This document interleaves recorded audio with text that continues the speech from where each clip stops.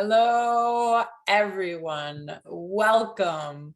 How wonderful to be together today in one mountain, many paths, where our mission is what Barbara Marx Hubbard and Dr. Mark Goffney call a planetary awakening in love through unique self symphonies.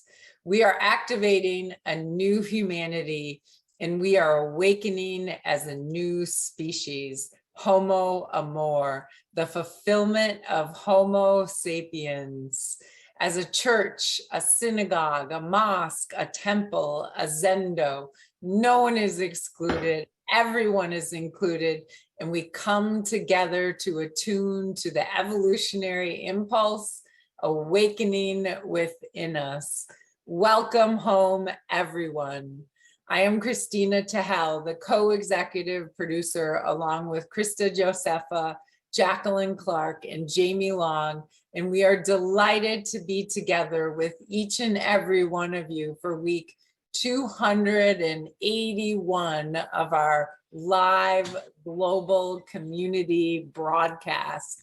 What a privilege it is to be part of a global community where we support humanity's flourishing. Use the Zoom and the Facebook chat functions to say hello, tell us where you're from, to resonate the Dharma, and to speak your prayers. On Zoom, do check that your chat settings say everyone so that we can all hear from you. Sign up for and read our weekly emails where you will find our community activities, our replays, our featured videos, our volunteer opportunities, celebrations, surprise, and inspiration.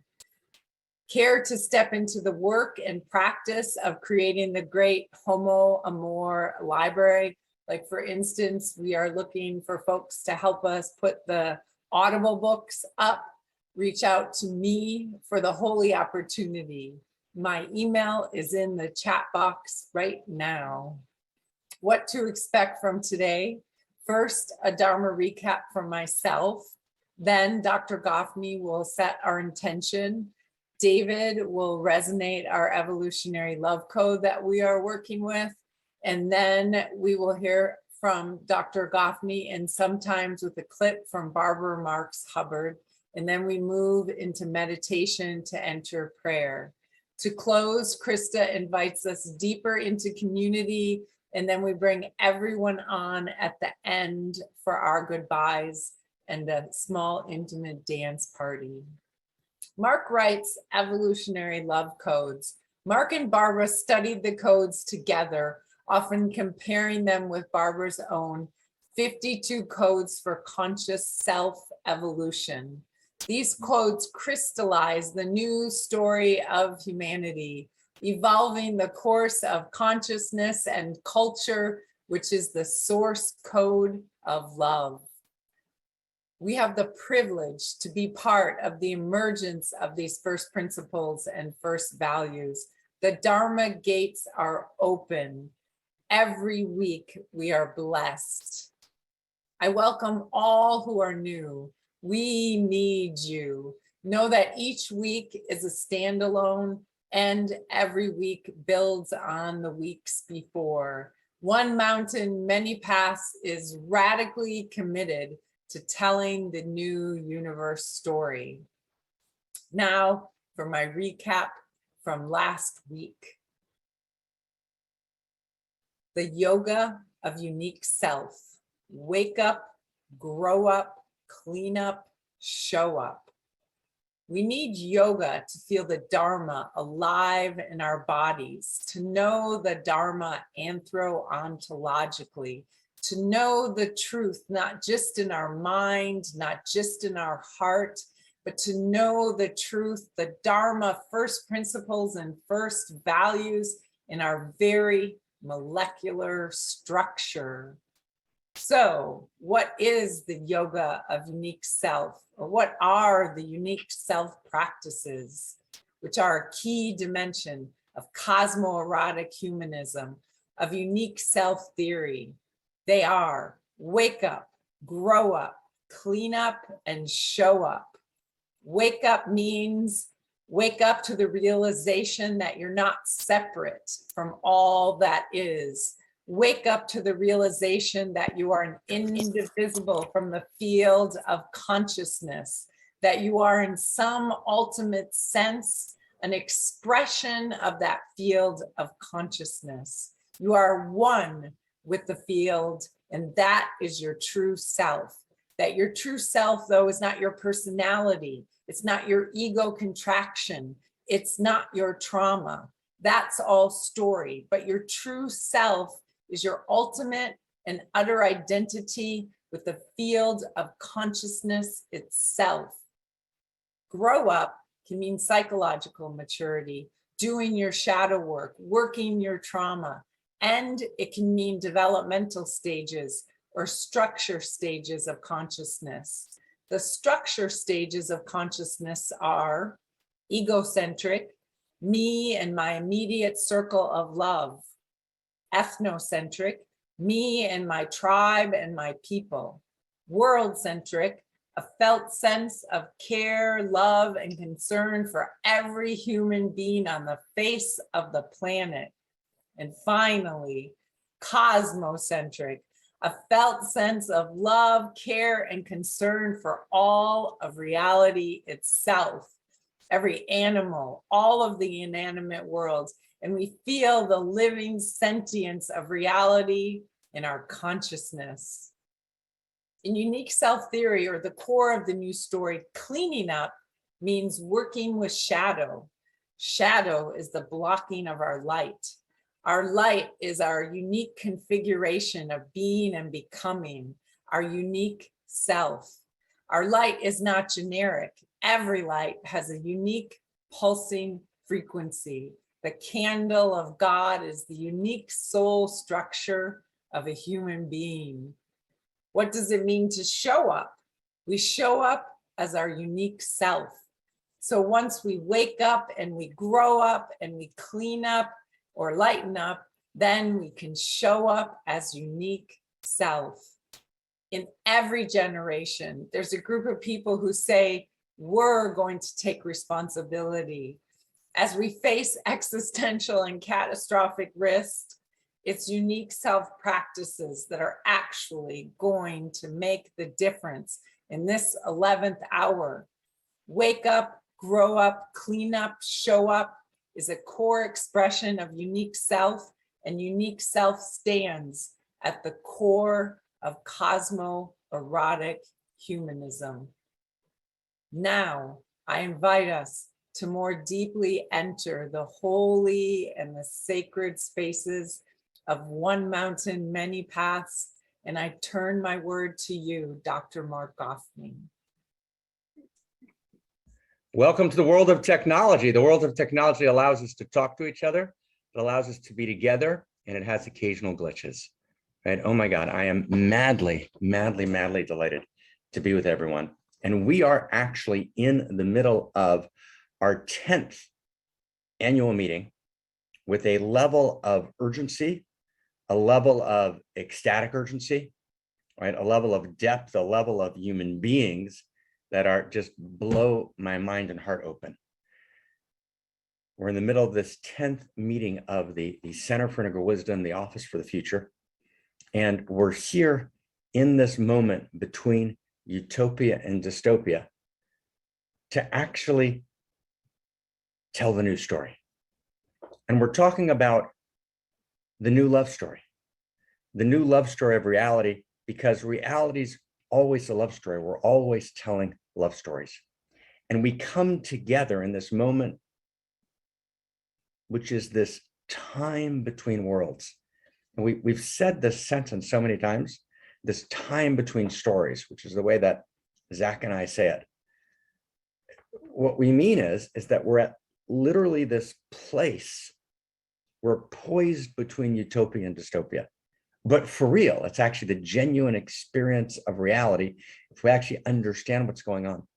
I remember about, friends, it's so good to be with you. I remember about 8 years ago, my friend Sean Raymer, and Sean's a wonderful man, and he was a vice president of Bristol Myers and kind of did a very beautiful corporate, right, expression, right, in the beauties of Bristol Myers. Bristol Myers, not all evil. It's not the kind of pharmaceuticals are all evil. There's actually some beautiful things that Bristol Myers does and did that Sean was involved with. And then I was able to actually connect Sean with my friend Daniel, and Sean's working now with Neurohacker for the last 5 years. And Sean's been a deep, valued, gorgeous, partner with his incredible wife, Victoria, in the Center for Clinical Wisdom. And about 9 years ago, I said, then it was 10 years ago, I was talking about existential risk.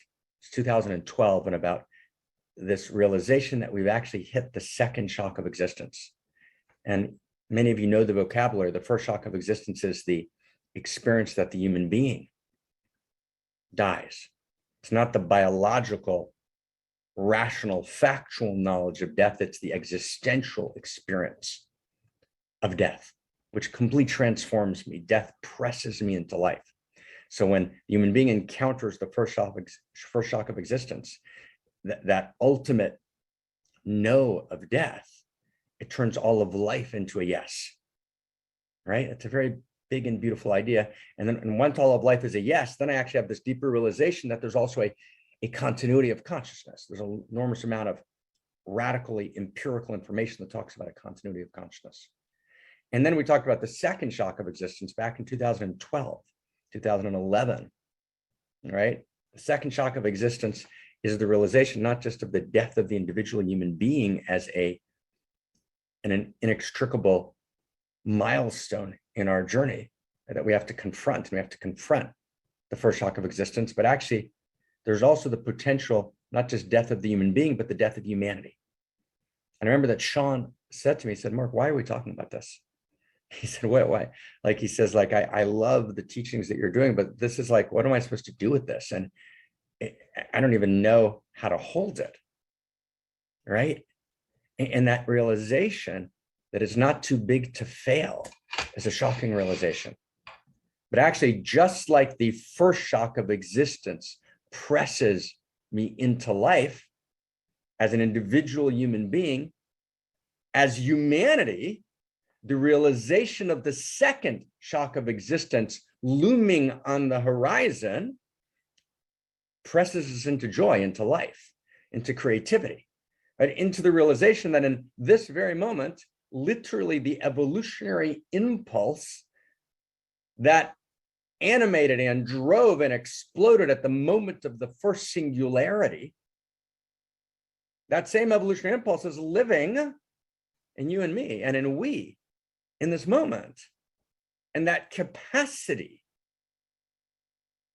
of creativity, that capacity to stand on the abyss of darkness and say, let there be light, lives in our we. And after all, where were we at the moment of the Big Bang? Where were we? We were there. Where else could we have been? And now we're here.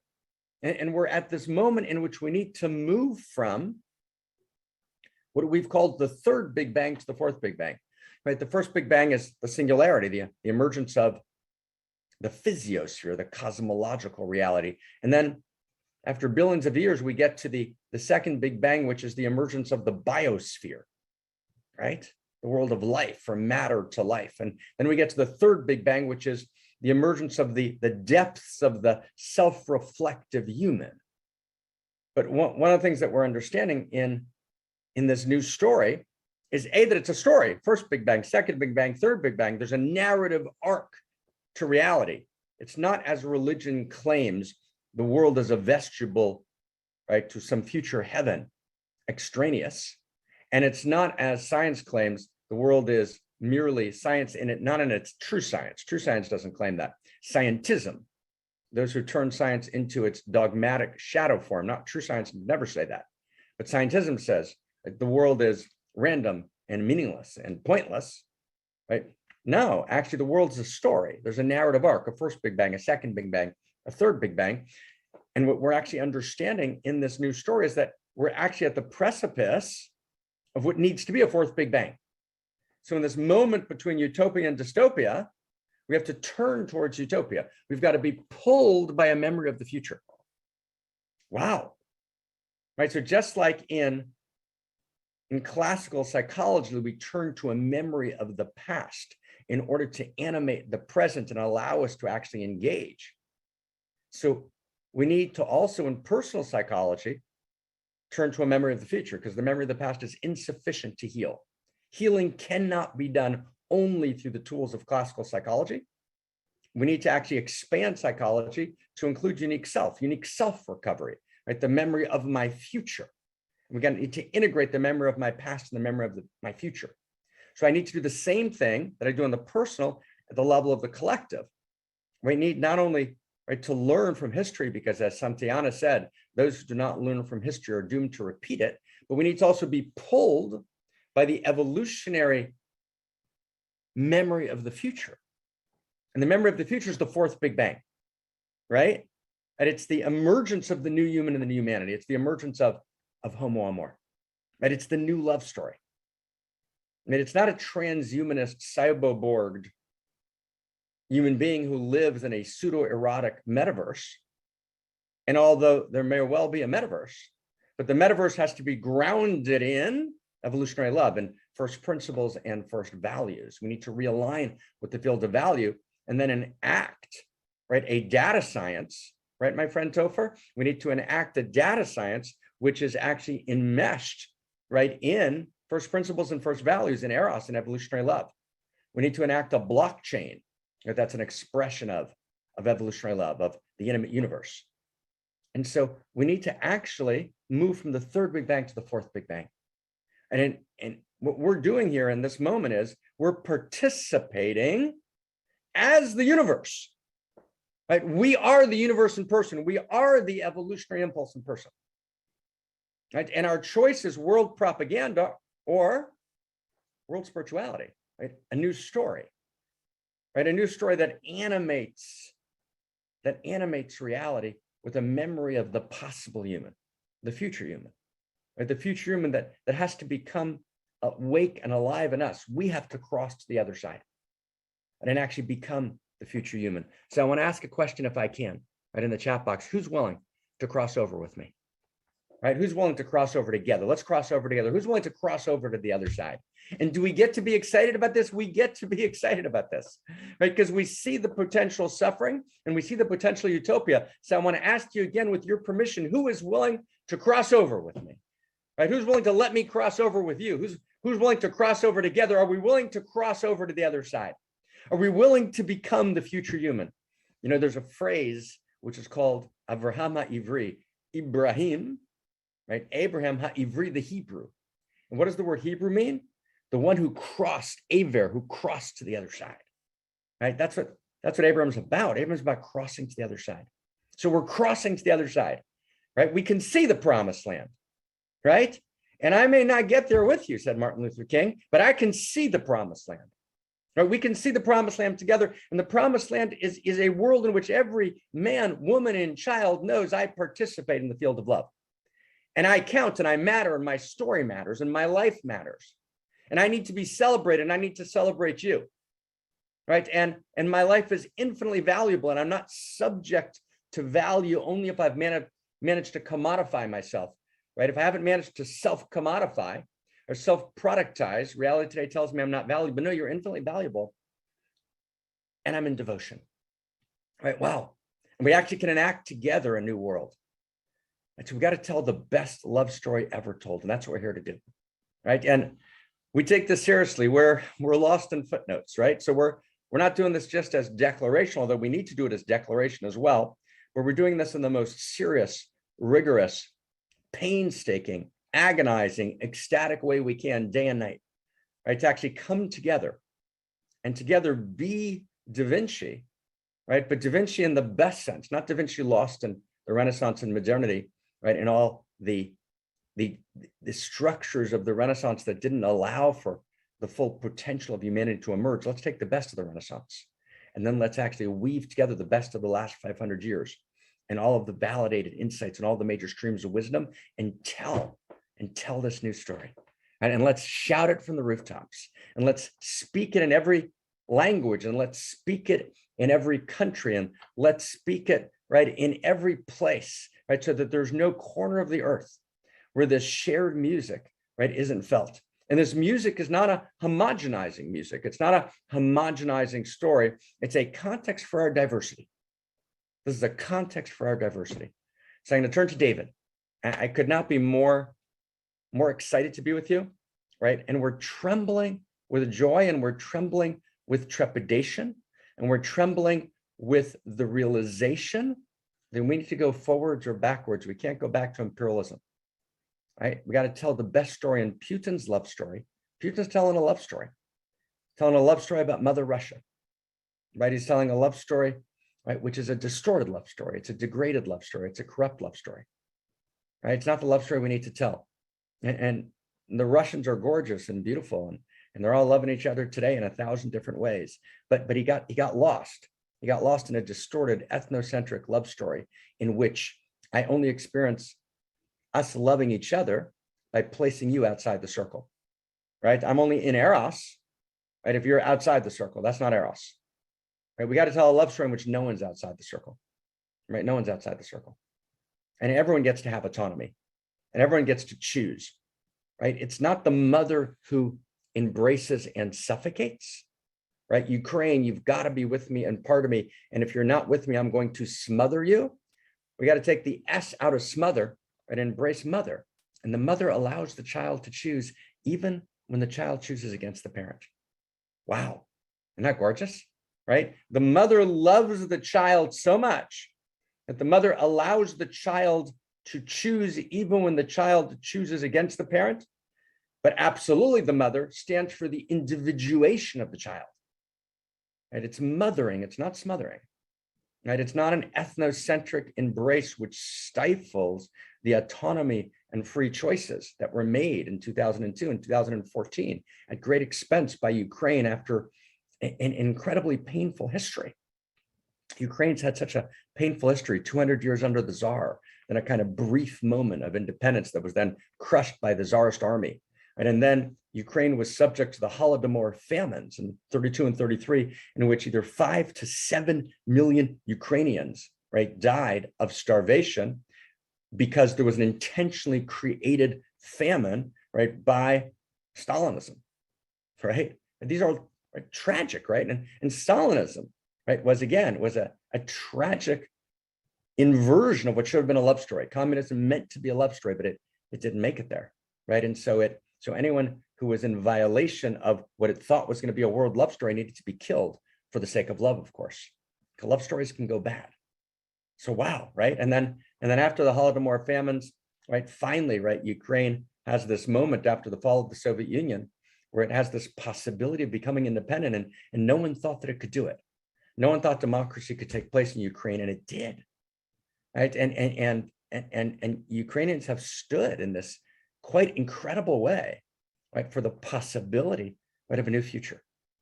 Right? So we're with Ukraine today, right, in this moment, and we're here to talk about love stories. And David's going to resonate this incredibly important code. We've been talking about the last 2 hours in our big board conclave, and we're just delighted to welcome everyone and talk about this love story together. So welcome, welcome, welcome, welcome. I turn the word to David with great joy. Thank you, Dr. Mark. So good to be here. So allured by this compelling story of the Big Bangs that were part of this larger story, the universal love story. So I just feel so compelled to be here. Literally, I'm physically, closer to everyone that's in production of this One Mountain, Many Paths broadcast today. And that's why you see a different background today. So friends, as we resonate this code, let's find it in our heart. The story that we're wanting to be telling to our friends, to our beloveds, to the stranger on the street. Here's today's evolutionary love code. We are never not telling a love story. The question is, what love story are we telling? What is the plot line of the love story? There are good love stories and there are bad love stories. We need to tell the greatest love story ever told, where no one, no thing, and not one part of each of ourselves is split off. In the greatest love story ever told, no one, and nothing is outside the circle. Rather, everyone and everything is in the circle. So with that, it's my delight to pass it back to you, beloved Dr. Mark. Beloved David, that was beautiful. And Christina Amlon, thank you for that gorgeous Dharma recapitulation. And just also to just thank everyone who's putting together and generating this space that we're in. Okay, friends, let's dive in. Let's dive, kind of all the way in. So one, and I want to establish something which is a really big deal, which is that in telling this new love story, and we're going to hear that code again, and we'll keep that code in the chat box. In telling this new love story, we have to establish first principles and first values.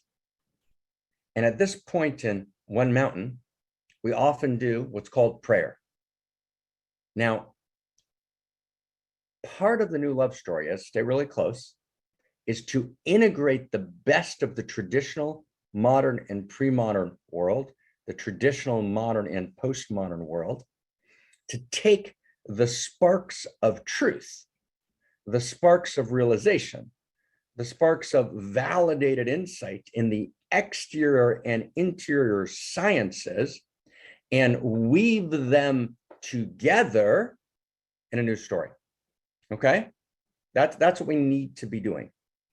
So in that story, I want to say something very radical. In that story, radical means root, right? It's root, it's essence, radix.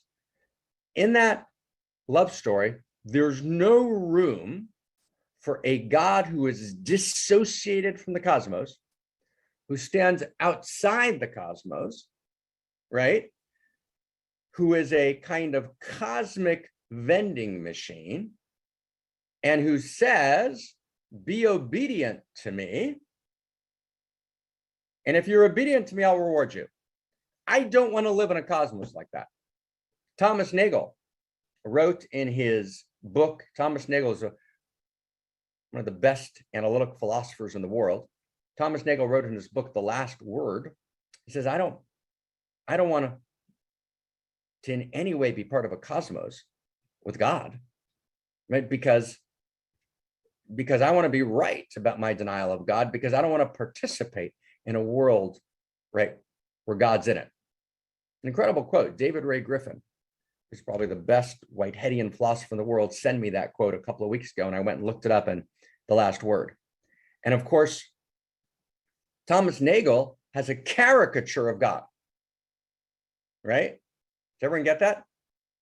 And I agree that I don't want to have anything to do with Thomas Nagel's caricature of God. Does everyone get that? It's a big deal.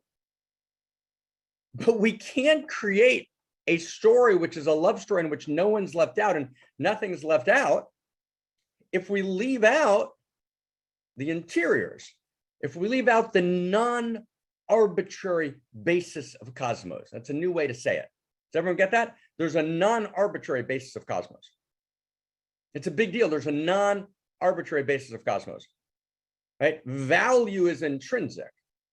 There's an infinity of value, right? And if I leave that out, and that's what we mean by God. See, the God you don't believe in, my dear friend Thomas Nagel, the God you don't believe in doesn't exist. So don't worry about it. Right? The God you don't believe in doesn't exist, right?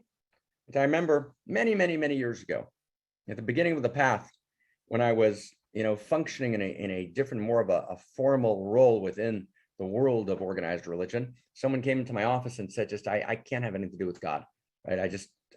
God's just nonsense.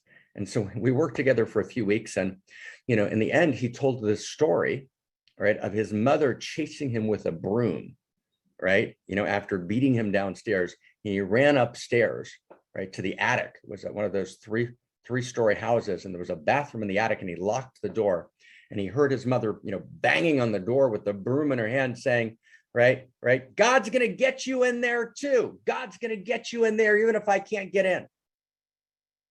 So I said to him, right, the God you don't believe in doesn't exist. It's not, right? In your mind, God is is that God that your mother said was going to beat you in the bathroom, which you couldn't get in. That's a traumatized understanding. What we mean by the word God, and I don't think we can abandon the word God. And I get the new age move. Let's not talk about God. It's getting uncomfortable here. No, but actually 60%, 70% of the world engages with the energy that's called God. So we need to evolve the word. Right? We need to, when I say something with permission, audacious, we need to participate in the evolution of God.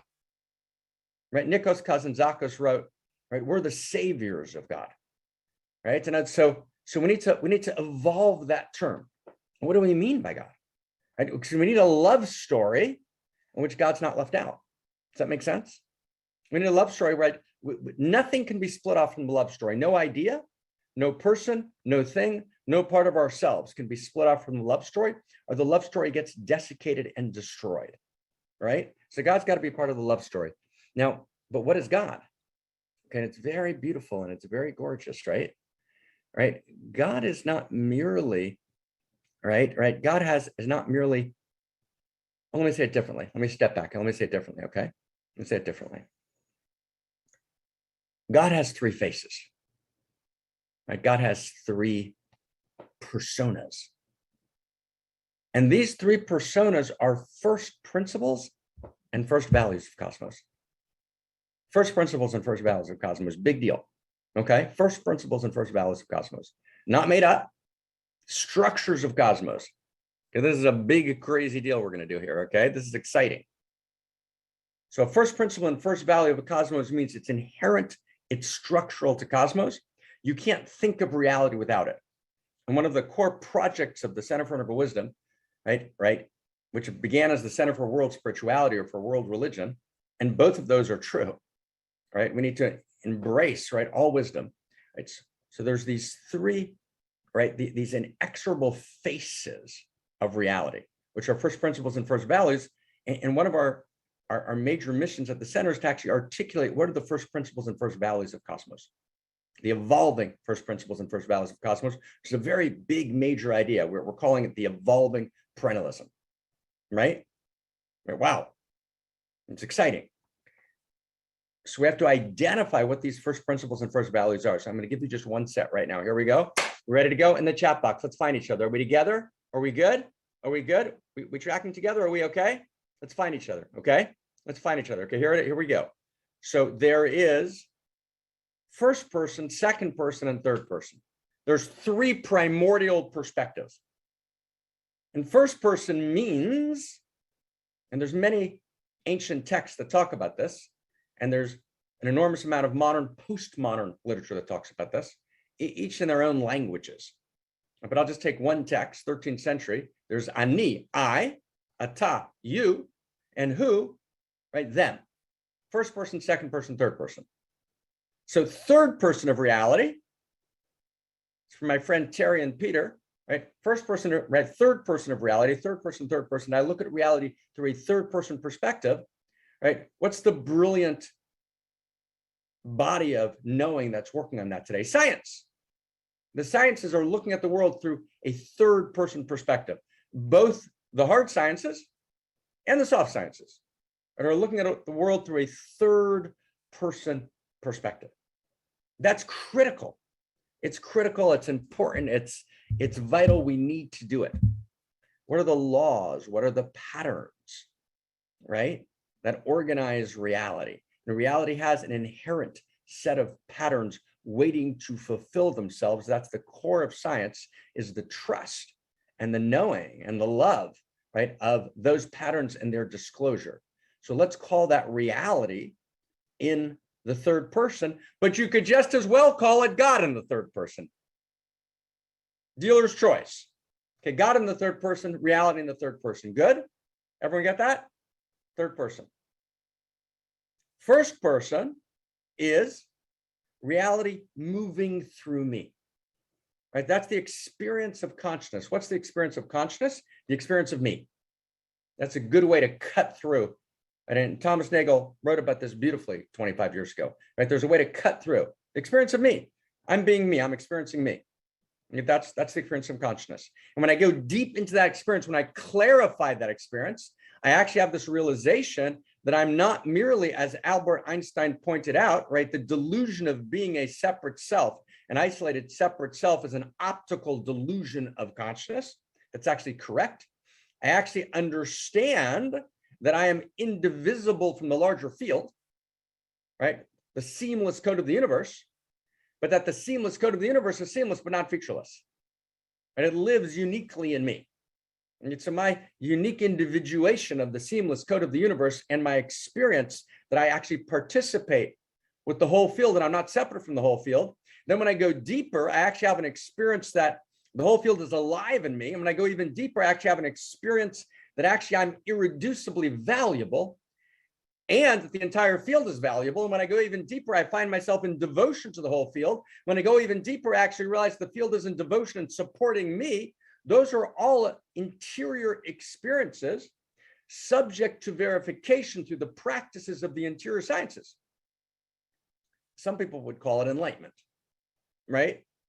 Right, but not enlightenment in the old sense, right? I'm aware, or I just have awareness, or Ramana Maharshi, I'm aware of my awareness. That's beautiful. That's important. That's critical. That's wild. It's huge, but it's insufficient. No, I'm aware that love is moving through me, right?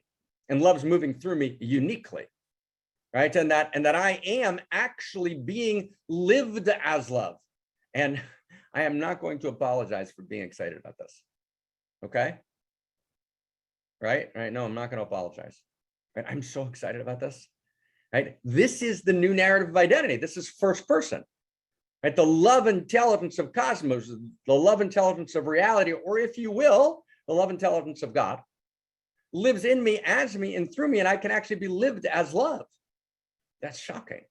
That's insanely beautiful.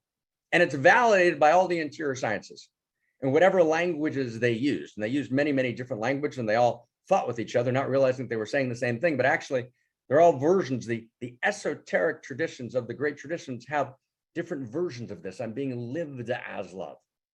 And that's my actual identity, right? Who am I? I'm lived as love. I'm lived as a unique expression of love. Tattvamasi, thou art that, but not just thou art awareness, thou art eros. Right? Cosmoerotic humanism, right? The cosmoerotic universe lives in you uniquely, and it's a humanism because it affirms the inherent goodness of humanity. Not the natural goodness. Goodness has to be trained, activated, just like when I work my body out, which I obviously haven't done a very good job of, right? But the people that do, right? Then wow, I'm activating my muscle structure. I'm activating, right? That's reality in the first person. That's the first person perspective. That's the feeling of me. But that's not all, friends. Right? If I'm actually scientific, what William James called radical empiricism, I realize there's also a second person perspective of reality. Ata, you. Right? And that second person perspective of reality is a very big deal. And in telling a new love story, you got to include the second person perspective.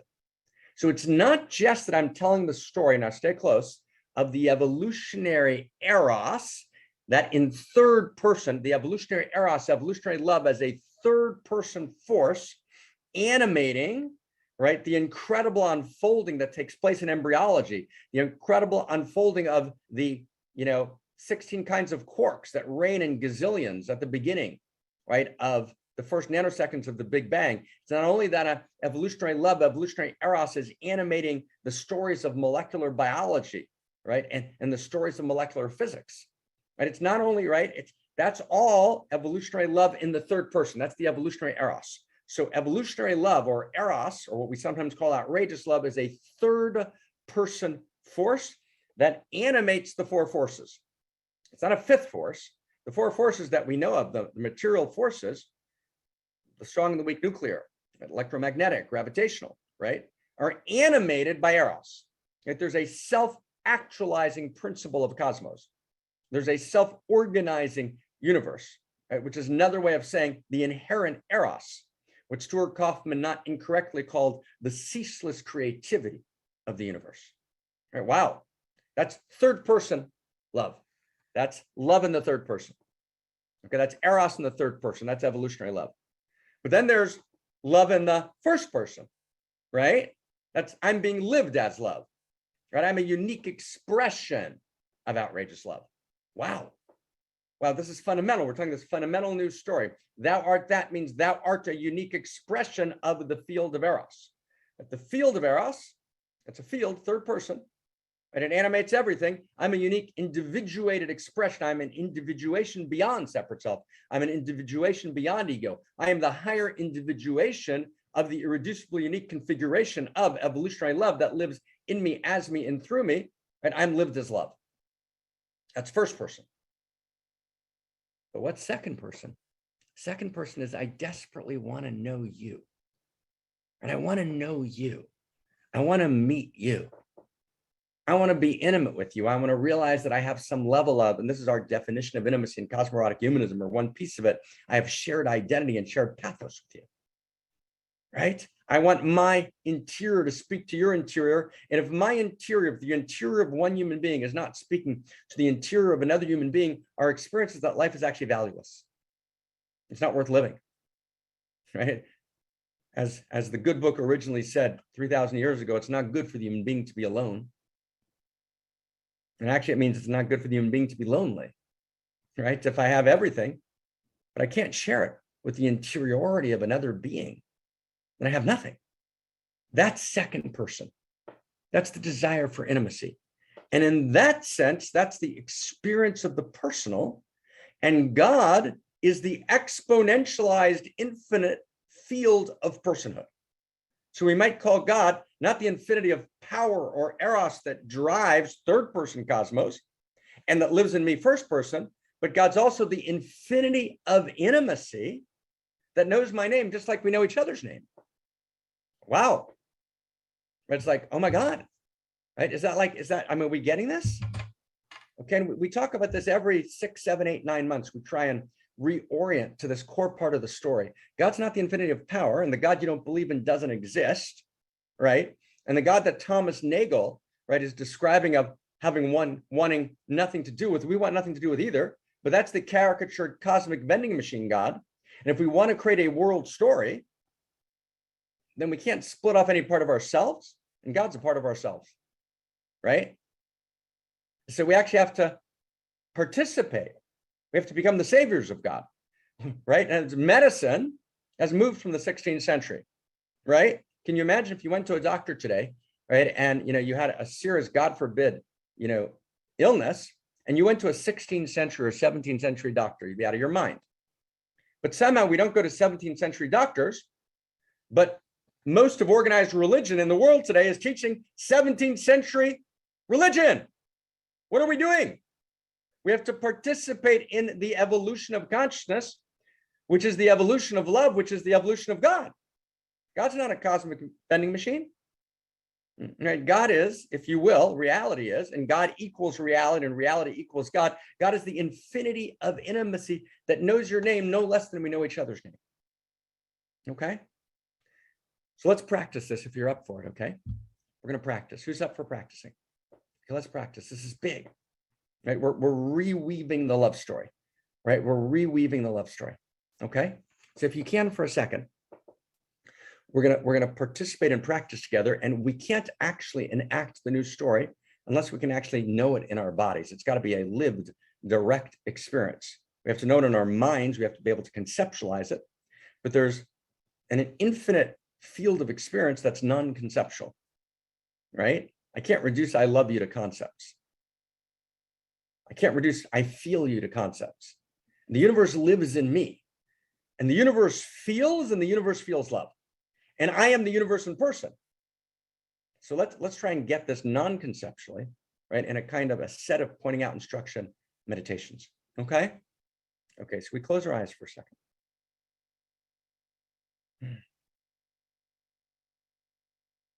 I want to do this with eyes closed just so we can kind of find it on the inside with permission. So imagine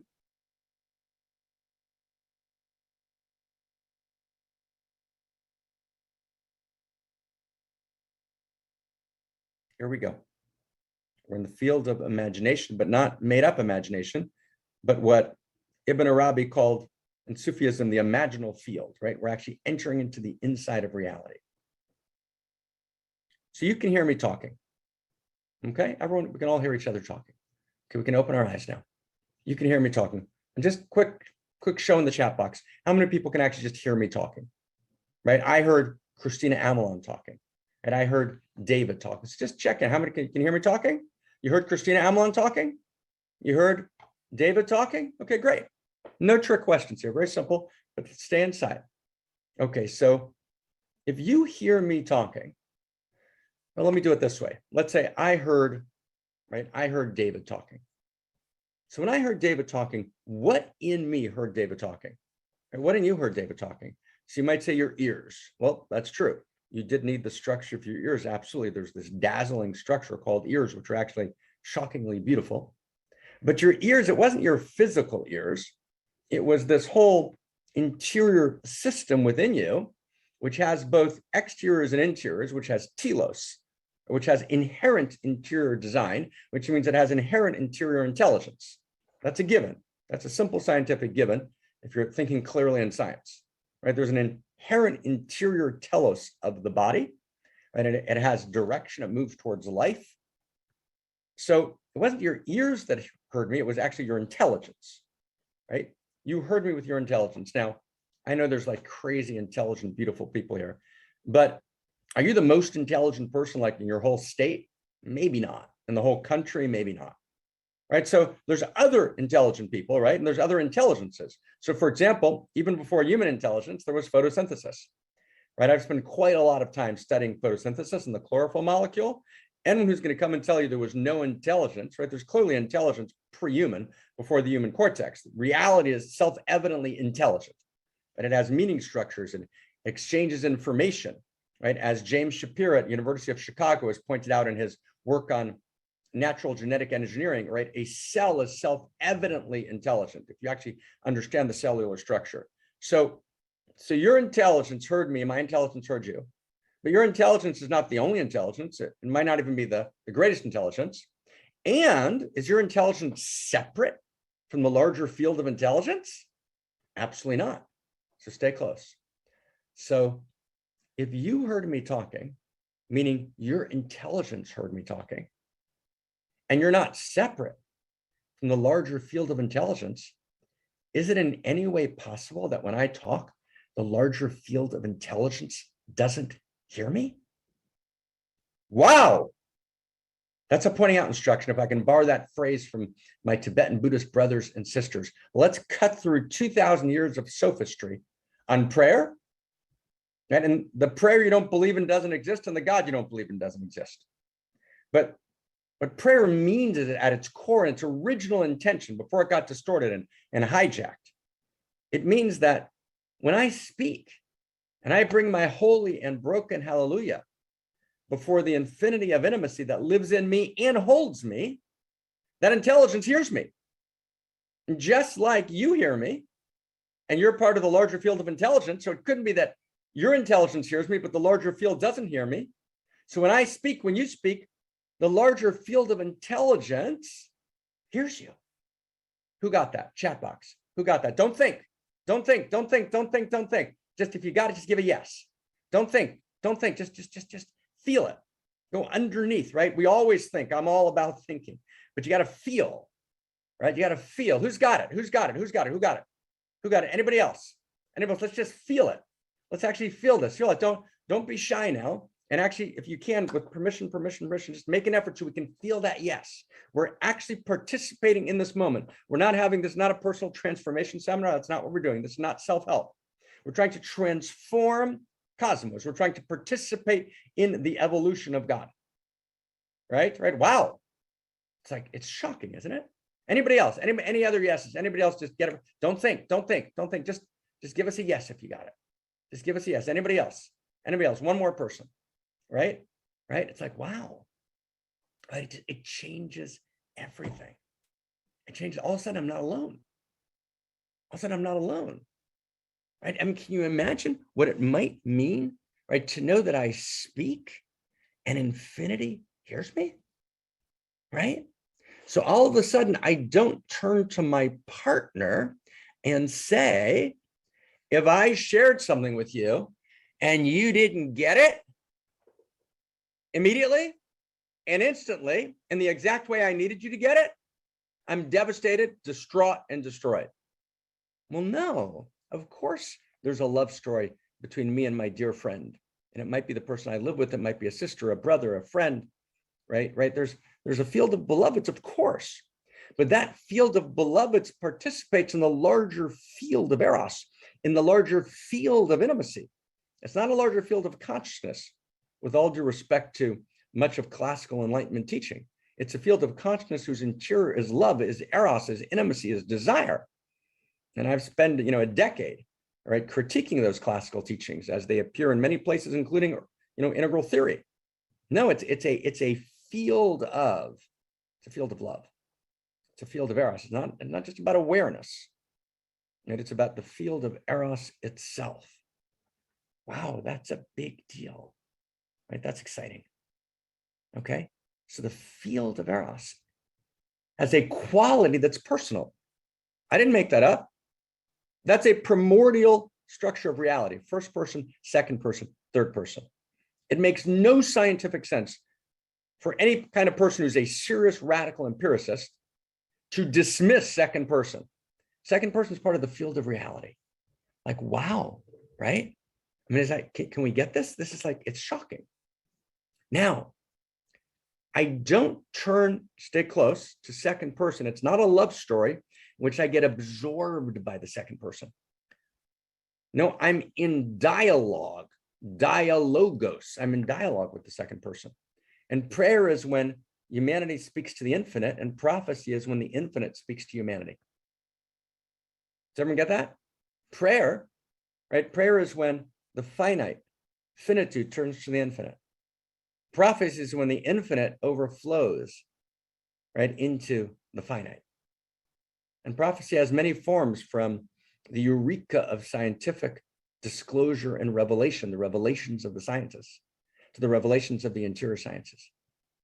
So we got to get this, right? This changes everything.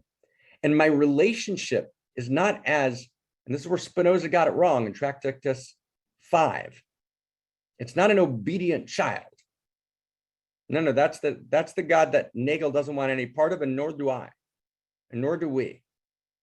No, actually, it's the experience of divinity as the mother and as the lover, right? And as the queen, and as the sister, and as the daughter, and as the son, and as the best friend, right? That's the infinity of intimacy. It's the lover's model, right? She knows me, she knows my name, she cares about me, right? Infinitely. Isn't that gorgeous? And so I've got to participate as a partner. And I want to say with permission here, okay? With permission, I want to just tell you something shocking, which means that sometimes the partner needs to step back to allow me room to breathe, to act, to choose. So now, and I can only do that if I'm not smothered. So, and here's the shocking thing. The love story is not a love story if there's not a moment in you which can deny the love story. Right? That sentence was for you, James. Right? If there's not a part of me that can step out of the love story and deny and see me independently of the love story, and even at moments I can deny the love story, only to come back to it, then it's not a love story. Right? So we would call that in the collective consciousness atheism. Atheism is part of the love story, because atheism is the possibility for a moment I can't see it. I can't see it for a moment. Right? In other words, it's the uncertainty, right? The mystery is part of the love story. It's not a love story, which is a fundamentalist explication of why and how and where everything happens, right? It's a love story which dances with the mystery. And when I look at a world of flame with joy and a world of flame with suffering, I don't turn to the God that doesn't exist to fix it. No, she turns to us and she says, to speak of your love in the morning, I trust you through the nights. The words of Solomon's father, David, who's called the one who is beloved. That's what the word David means. He's Yedidjah, is the one who's beloved by source. And she turns to us and says, be me.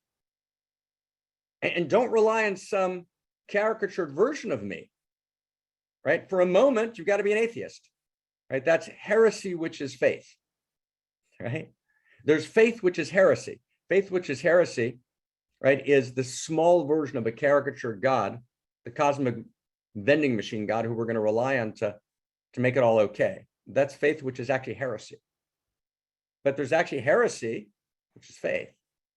And no, I don't believe in the small caricatured God. No, I believe in the infinity of intimacy. I don't believe it, and I actually experience it. I feel it. I know it. It's a direct knowing. Wow. I mean, that's second person, right? So we can't leave second person out of the love story. Okay, so let's look at our code. Let's look at our code. Let's look at it. And David, are you willing to read the code for us again, one more time? Because you did it so gorgeously. Give it to us one more time. Just give us our code. Full power, man. Full power. Give it to us. We are never not telling a love story. The question is, what love story are we telling? What is the plot line of the love story? There are good love stories and there are bad love stories. We need to tell the greatest love story ever told, where no one, no thing, and not one part of ourselves is split off. In the greatest love story ever told, no one and nothing is outside the circle. Rather, everyone and everything is in the circle. Thank you, David, right? And that means, thank you, David, thank you, thank you. That means that I can bring my holy and broken hallelujah right into the circle. Nothing's left out. And so we're going to end One Mountain today with what we call prayer. Not cosmic vending machine, evolutionary prayer, right? The second person. And together with my friend Ken Wilber, we talked about this intensely with 2002 and 3 and 4, right? And in that conversation with David Stendhal Rast and Thomas Keating, but they thought about prayer more as meditation, contemplative prayer, which is important. There is a meditative dimension to prayer, but that's not what prayer is at its core. As Ken and I talked, and I was so excited to share this with Ken, and from deep in the lineage, right? Prayer is when I experience that you're right there and I'm right here, and the personhood of cosmos knows my name, no less than when I'm talking directly to Sally and Sally's talking directly to me, and we know each other infinitely personally, right? I'm talking directly to Paul, and Paul's talking directly to me. I'm talking directly to Christina, and she's talking directly to me. And I'm talking directly, right, to the infinity of personhood, right? The infinity of intimacy that knows my name, and that's holding me and is held by me. That's shocking. That's a love story. Right? So that's the holy and the broken hallelujah. And I'm going to ask the people who've been with us before, because we want to end, really in just the next 2-3 minutes. So as the song is playing, right, just feel what you want to ask for. And we're going to come back and we're just going to ask for everything. Who are we asking from the infinity of intimacy? That's us. And that holds us, the holy and the broken hallelujah. Take us inside. Leonard Cohen. Leonard Cohen is telling a love story. Leonard. Now I've heard there was a secret chord that David played and it pleased the Lord. But you don't really care for music, do you? It goes like this: the fourth, the fifth, the minor fall, the major lift, the baffled king composing hallelujah.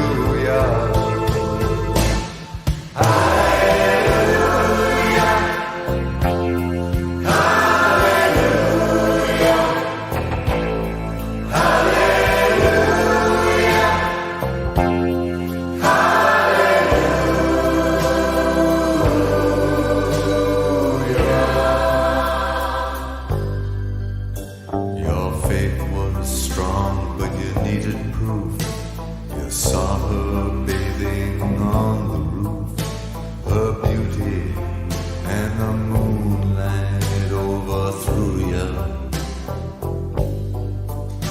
She tied you to a kitchen chair, she broke your throat and she cut your hair, and from your lips she drew the hallelujah.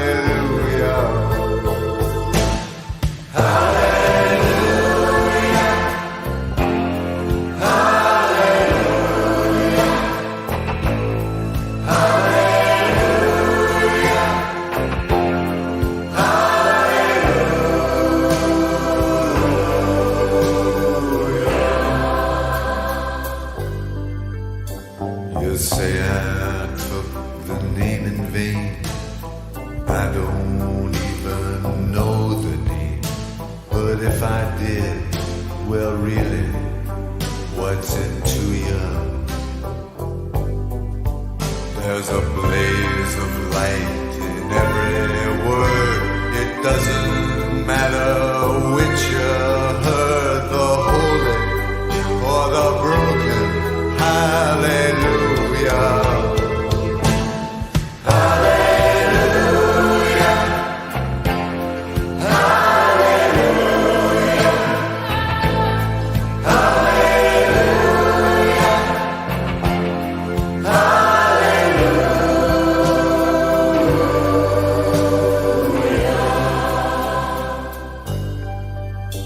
I did my best. It wasn't much. I couldn't feel, so I tried to touch. I've told the truth. I didn't come to fool you. And even though it all went wrong, I'll stand before the Lord of Song with nothing on my tongue but hallelujah.